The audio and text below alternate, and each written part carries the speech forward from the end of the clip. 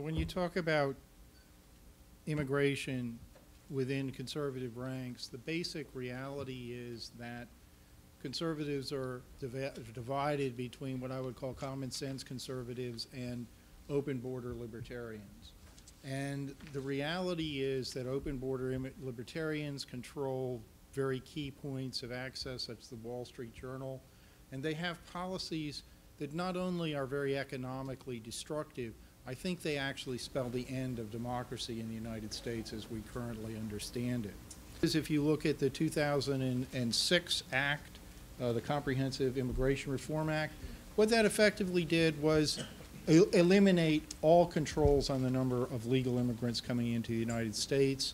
And at that time, I produced a paper that showed that the actual provisions in that act, and I was one of like 5 people who actually read the act at the time, maybe 8, would have allowed up to 100 million immigrants to enter the United States over the next 20 years. And my favorite thing was when Fox News would challenge Republican senators on that, and they'd say, well, that's not true. And they'd ask them, well, how many people will it let in? And they'd say, I don't know, Why do you ask me? I'm just voting for it, Amnesty with full voting rights, full citizenship, full access to the U.S. welfare system, and they call this earned citizenship, You pay a $2,000 fine. Can you believe that? A $2,000 fine.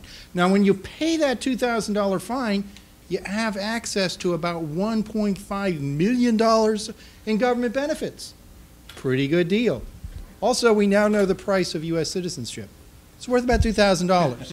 Now, the reality is that when you have a high school dropout, or even an immigrant who's a high school graduate, but let's focus on the dropout for a second, they receive on average, and this data comes directly computed out of the Census Bureau, it's not made up, it's based on what these individuals actually say they receive in terms of welfare, other government services, and so forth. They receive about $3 in government benefits for every $1 in taxes they pay in. They receive on average a high school dropout immigrant household. It doesn't matter whether it's immigrant or non-immigrant. It's the high school dropouts per se get about $30,000 in government benefits, and they pay about $10,000 in taxes. So there's a gap there. Those of you who are arithmetically inclined, you can say 30, 10. I wonder who pays the difference. And the reality is that the difference being paid is paid by the American taxpayer. $20,000 a year, the equivalent of buying a free car for these families each and every year. And so when a high school dropout immigrant, particularly if they're legal, crosses the border and comes into the United States and forms a family and settles here, the cost to the taxpayer over the course of the lifetime, net cost, is about $1 million. It requires one college-educated family in the United States. It takes their entire surplus tax burden.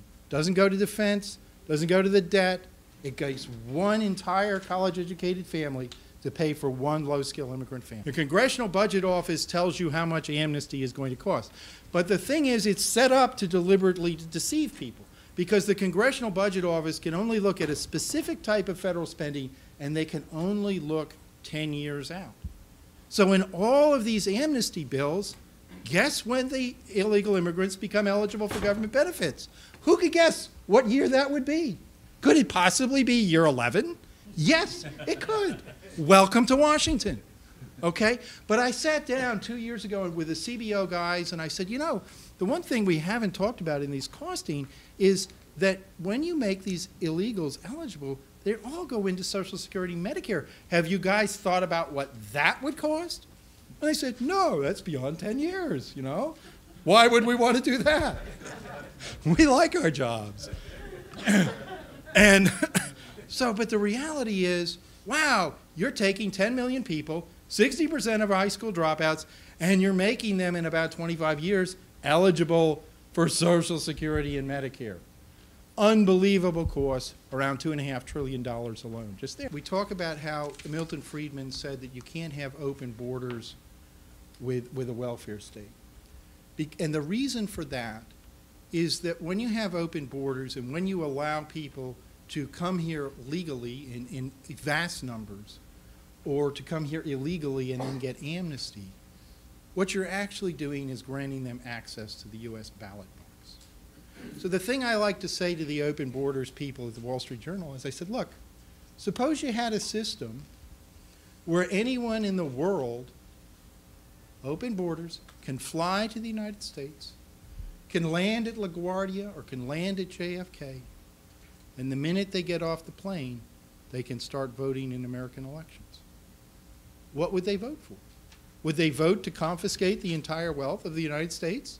Of course they would. It'd be gone.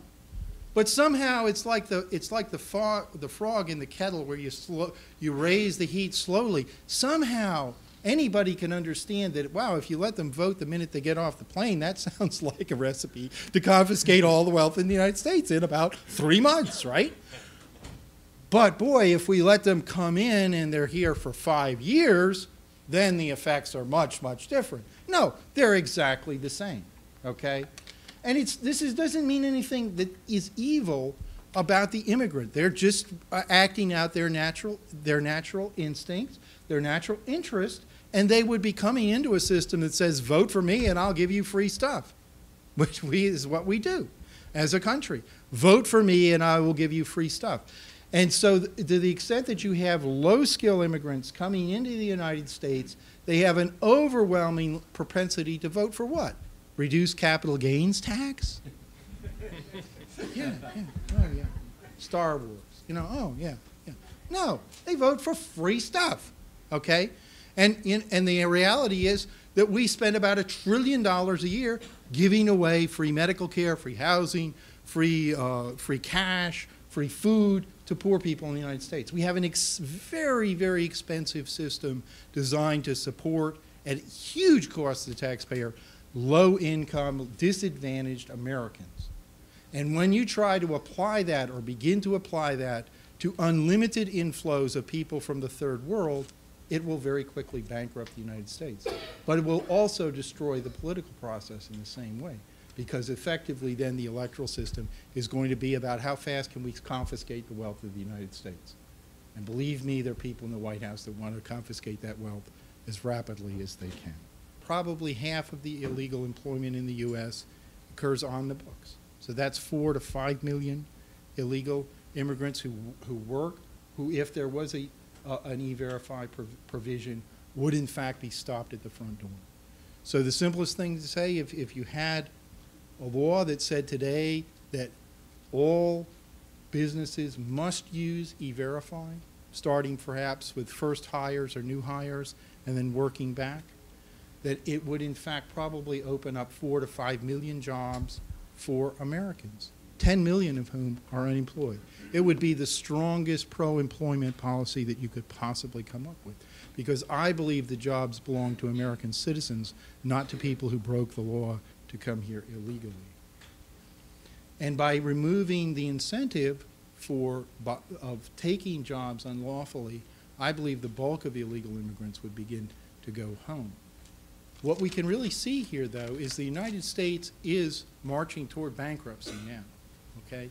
And immigration is playing a major part in that. Immigration with $1.5 trillion in welfare costs alone with the current immigration potentially with amnesty adding on additional trillions of dollars of costs.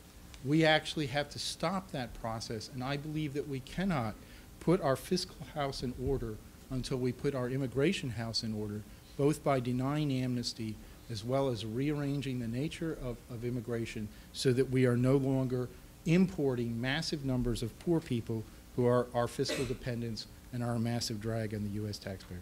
Thank you very much.